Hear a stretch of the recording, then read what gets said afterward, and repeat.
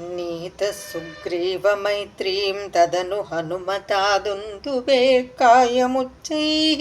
क्षिप्त्वाङ्गुष्ठेन भूयो लुलुवितयुगपत्पत्रिणा सप्तसालान् हत्वा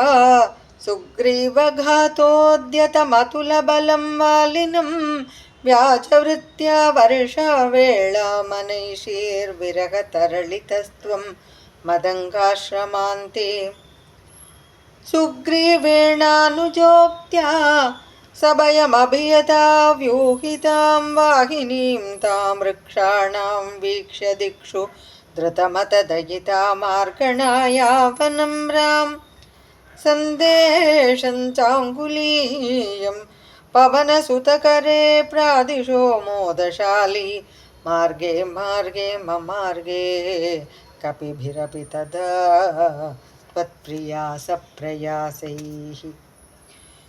त्वद्वार्ताकर्णनोद्यद्गरुदुरुजवसम्पाति सम्पाति वाक्यप्रोत्तीर्णार्णोधिरन्तरनगरि जनकजां वीक्ष्य दत्त्वाङ्गुलीयं प्रक्षुद्योद्यानमक्षक्षपणचणरणः सोढबन्धो दशास्यं दृष्ट्वा प्लष्ट्वा च लङ्कां झटिति स हनुमान् मौलिरत्नं ददौ ते त्वं सुग्रीवाङ्गदादिप्रबलकपिचमूचक्रविक्रान्तभूमिचक्रोऽभिक्रम्य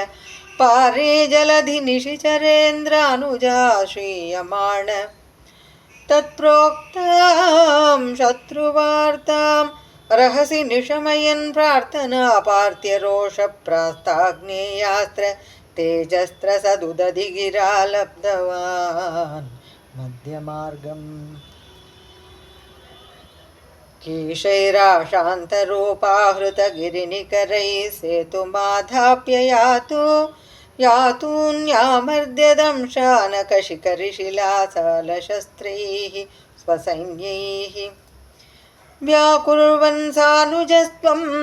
समरभुवि परं विक्रमं शक्रजेत्रा वेगान्नागास्त्रबद्धः पतगपतिगरुन्मारुतैर्मोचितो भूः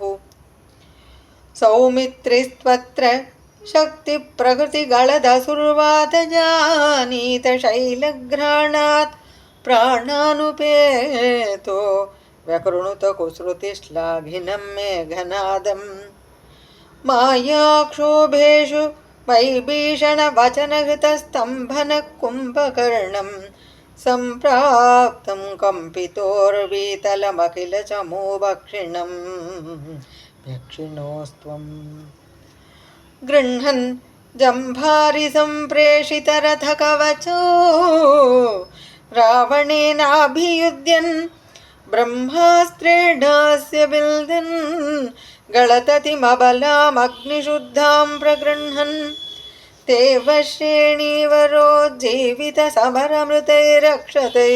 देवश्रेणीवरोज्जीवितसमरमृतैरक्षतैरक्षसङ्गैः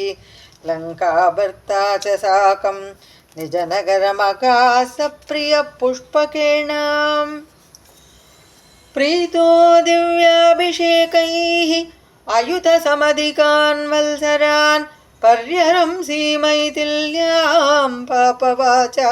शिव शिव किल तां गर्भिणीमभ्यहासीः शत्रुघ्नेनार्दयित्वा लवणनिशिचरं प्रार्थय शूद्रपाशं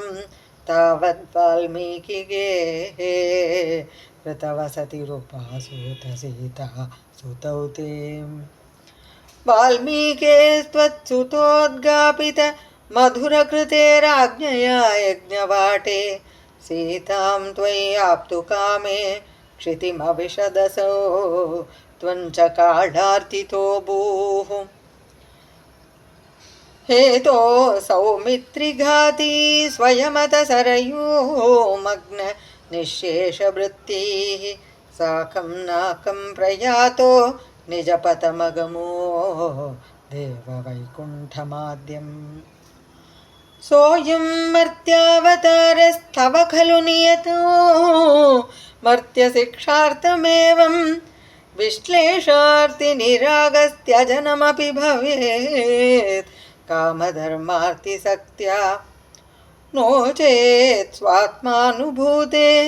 क्वनु तव मनसो विक्रिया चक्रपाणे सत्त्वं सत्त्वैकमूर्ते पवनपुरपते व्याधुनो व्याधितापान् सत्त्वं सत्त्वैकमूर्ते पवनपुरपते व्याधुनो व्याधितापान्